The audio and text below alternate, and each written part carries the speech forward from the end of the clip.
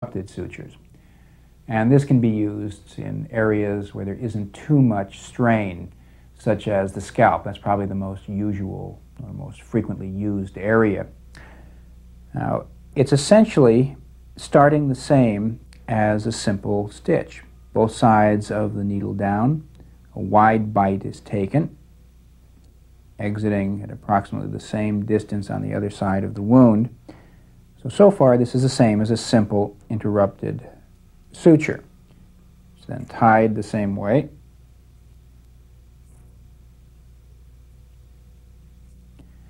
But instead of cutting the end, you now continue, entering the same distance that you plan on each side of the wound, but exiting a little bit distal from the beginning stitch. And now you come directly across from that exit, enter here, angle to the other side, same distance apart again from between here and here.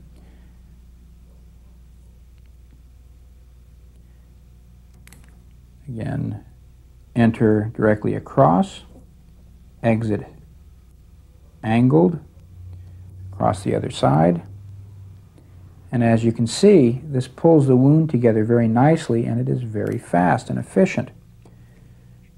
Then enter directly across, and at the end of the wound you exit, and this is where you tie. Pull it snug but not too tight, and you're actually going to use the loop as the end of the suture to tie. So you go around twice, grab the end of the loop, and you tie like this. Again, approximately 4 times. And you have a nicely, rapidly sutured wound. Now, one of the problems with this is if an infection occurs, then people are concerned that the whole sutured laceration has to be dehisced in order to do that.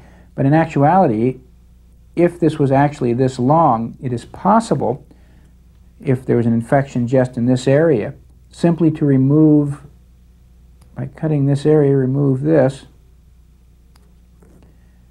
remove perhaps half of this, allow the infection to be relieved here, and then steri-strip down the little remaining area of stitch, or even pull it through a bit more here and steri-strip this here. Works very well, especially if this was 2 times longer.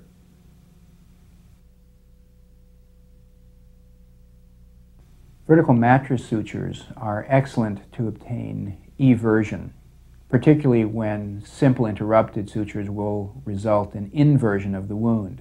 Sometimes one margin of the wound is undermined, so it is difficult to get the 2 sides together without inversion.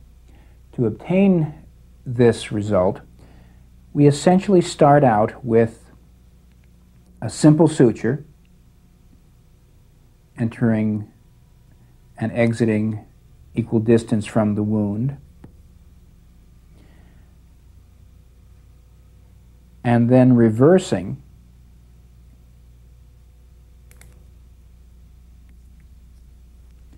entering close to the wound margin, approximately 1 millimeter or so away, and exiting on the opposite side, same distance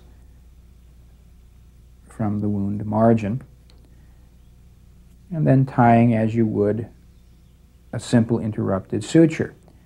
And you can see how the wound has been everted. Now, this is excellent